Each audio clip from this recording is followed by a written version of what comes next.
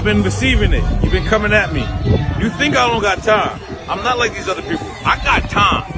So you know what I'm going to do? Tomorrow, I'm going to wind up in Paris. The next day after that, I'm going to wind up in St. Bart's, St. Martin, Anguilla.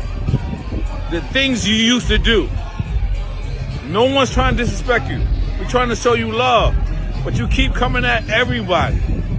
If you got beef with one person, you're supposed to keep that beef with one person. You got beef with everybody around him.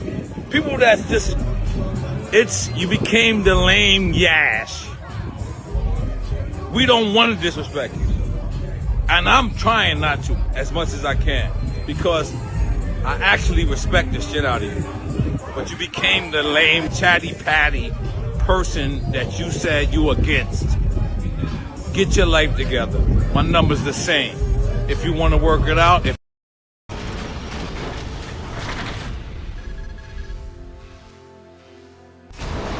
you know, again, just because I was CEO doesn't mean that I could just make moves. I had to get approval from Jay, Lior, Biggs, and myself. And then everyone would have to sign off on it. There was no way Jay was going to ever, he wouldn't sign off on Kanye. So you think he's going to sign off on, he didn't sign off on Joe Buttons. I heard Joe Buttons say, yeah, the reason why no one accepted, when I started doing business with Joe Buttons, it was toward the end. So it was one of them situations where we voted and Jay-Z voted no, but me and Biggs voted yes. But then, you know, there was no more Rockefeller. But yeah, no one accepted him. I did. You know, if you think I loaned them money, because he said I loaned them money. You think I loaned them my money? That was Rockefeller money. And we weren't that cool for me to just give him some money. It was a business thing. So yes, he was a Rockefeller, never got recognized as one because it was over. Just like Graf, just like Rel. Now Rel was kind of in the game. Who else? There was a couple of people we had signed that ended up, you know, getting caught up in the fallout. And, you know, I don't understand how he says that. But yeah, you were a Rockefeller. And all of y'all have been watching me do podcasts with Kenyatta since 2005. I just wasn't monetizing it. And now that's what y'all all do. It's not to be offensive.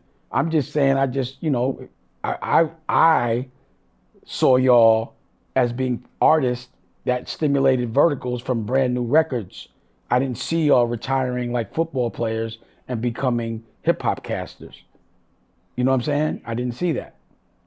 Like, I think everyone should have a podcast as a vertical, but I didn't see them making that their main thing. You know, and my problem with Joe was when he was, you know, when he's in it and I'm like, yo, pass some plugs.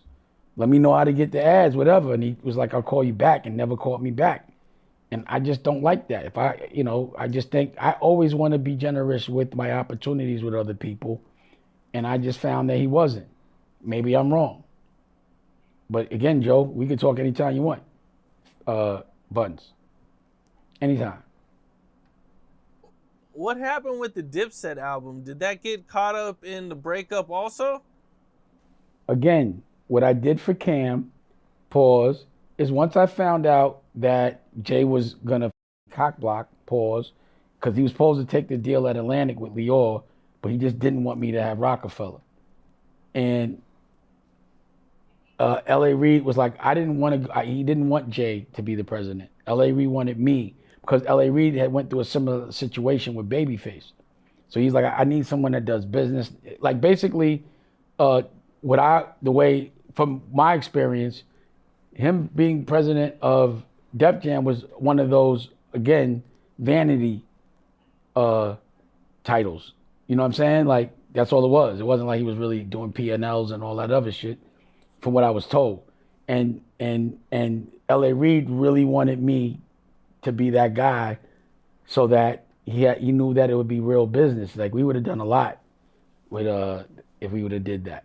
What happened was, once I found out that Jay was going to be the president, I knew that he was going to f up Cam's shit. And L.A. Reid is fair in that way. Like, L.A. Reid is the type of person that'll duck you. You know, he used to have a button, because I used to just walk in his office because he never picked up my calls. I remember I had to call Usher like, yo, Cause I was like, what? Cause what's up with your man? He was like, don't worry about it. He does that to everybody. So I didn't take it personal, but I moved quickly.